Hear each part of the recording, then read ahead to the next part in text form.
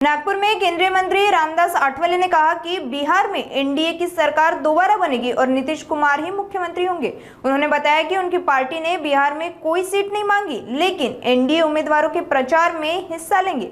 राहुल गांधी द्वारा प्रधानमंत्री मोदी को डरपोक कहने पर आठवले ने कहा कि उनके बयान पर ध्यान देने लायक कुछ नहीं है। मोदी मजबूत और लोकप्रिय नेता है। राज ठाकरे को महाविकास आघाड़ी में शामिल करने पर उन्होंने कहा कि कांग्रेस हाईकमान ने अभी ग्रीन सिग्नल नहीं दिया है। उनका तो गठबंधन नहीं हो पाया, इसीलिए वो सत्ता से बाहर गया।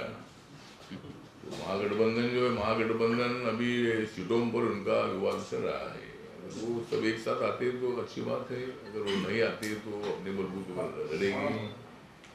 और उनका गठबंधन अगर नहीं होता है तो हमारी एनडीए की सीटें पकड़ेगी और भी ज़्यादा पकड़ेगी। और नीतीश कुमार जी दोबारा वहाँ के मुख्यमंत्री बनेगा, ऐसा हमें पूरा विश्वास है।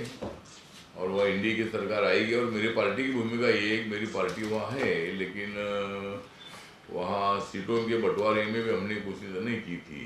मतलब हमारी पार्टी वहाँ है, लेकिन हमारी पार्टी छोटी पार्टी है बिहार में। तो हम एक भी सीट ना लड़कर हम एनडीए का समर्थन करने वाले हैं।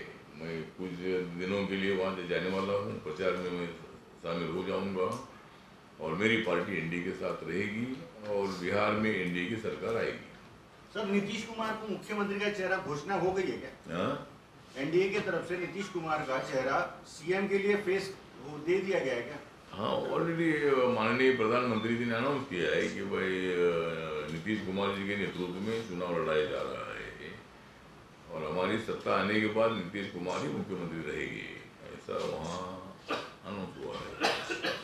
आठवले जी, मनसे के अध्यक्ष राज ठाकरे जी और कुछ पार्टियां चुनाव आयोग से मिली, उनका कहना है कि वीवीपैट के बिना चुनाव होना नहीं चाहिए।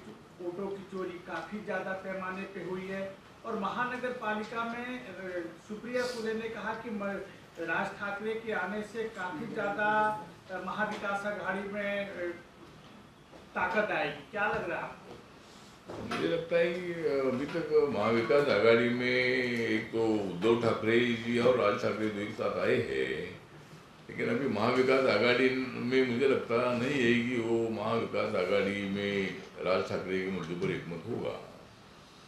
राष्ट्रवादी कांग्रेस पार्टी सुप्रिया सुले जी जो है पवार साहब के ग्रुप की तरफ से शायद वो उसको सपोर्ट कर सकते हैं, लेकिन कांग्रेस पार्टी अलग लड़ेगी। और कांग्रेस पार्टी ने अभी तक अपना पत्ता नहीं खोला है, लेकिन उन्होंने बोला है कि जो सेंट्रल बोलेगा वो करेगी। तो राज ठाकरे के मुद्दे पर कांग्रेस पार्टी का हाई कमांड ग्रीन सिग्नल नहीं देगा, इसीलिए महाविकास आघाड़ी में फूट निश्चित है। और राज ठाकरे उनके साथ आने से कोई फायदा नहीं, हमको कुछ फायदा हुआ नहीं। हमारे लोकसभा में हमारा नुकसान हुआ। राज ठाकरे हमारे साथ आने से लोकसभा में हमारी सीटें घट गई और लोकसभा में के बाद विधानसभा जब आई 6 महीने के बाद, तब राज ठाकरे हमारे साथ नहीं थे तो हमारी सीटें बढ़ गई। इसीलिए राज ठाकरे का बहुत फायदा होगा नहीं, लेकिन कुछ सीटों पर जब मराठी वोट है तो पूरा जो मुंबई में मराठी वोट जो 40% है, तो 40% में से 20% वोट तो हमको मिलेगा।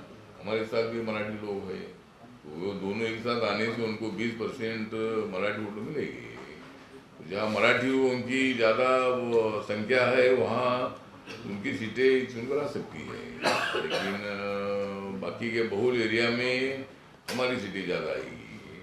और मुंबई कॉरपोरेशन में रिपब्लिकन पार्टी महायुति के साथ रहेगी और रिपब्लिकन पार्टी के सपोर्ट से, जिस तरह मैं 2012 में महायुति के साथ अपना युति के साथ में आया था और आरपीआई जब शिवसेना भाजपा के साथ आया बाला साहब ठाकरे जी के आह्वान के बाद, तो युति की महायुति बन गई थी। ये महायुति अभी नहीं बन रही है।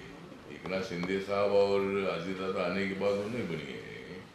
वो पहले जब उद्धव ठाकरे जी, शिवसेना और देवेंद्र फडणवीस जी या मतलब बीजेपी तो तब महायुति आरपीआई उनको जोड़ने के बाद ही महायुति बनी थी। तो महायुति में रिपब्लिकन पार्टी है, इसलिए राज ठाकरे का विशेष फायदा महाविकास आघाड़ी को हुआ नहीं और कांग्रेस पार्टी राज ठाकरे को बिल्कुल सम्मति देगी नहीं।